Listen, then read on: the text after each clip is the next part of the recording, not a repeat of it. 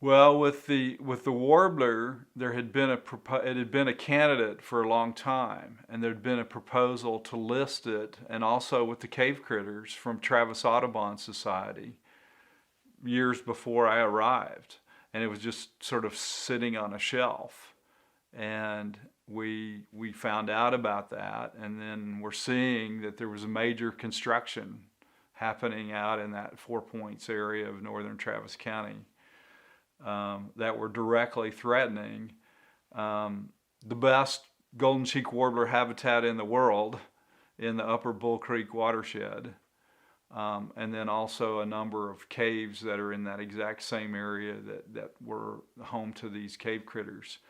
So under the Endangered Species Act, there is a mechanism for citizen enforcement actions to force listings of species if there's imminent danger to their survival.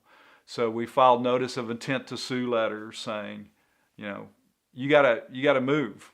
You gotta list these critters right away. And I partnered with a lawyer from the National Wildlife Federation in their national office up in DC to help with that, in particular on the warbler listing. And the Earth Firsters were out in the field, you know, documenting this sort of strategic destruction of habitat because developers knew that the species could be listed any day. And the most well known of this incident, H. Ross Perot, who had later ran for president, he had bought a bunch of land for development up in northwest Austin,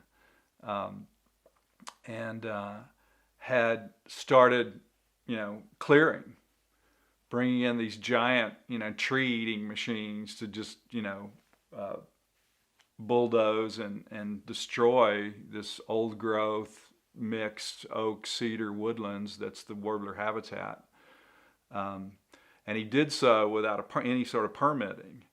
And so the Earth First activists discovered this, reported it to the city.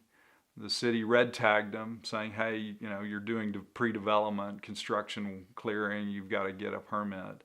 And then we also alerted the Fish and Wildlife Service that this was going on. Perot's people said, oh, they were clearing for agricultural purposes, not for development. And they brought some goats out there. So we talked about Mr. Perot as the billionaire goat herd of Travis County.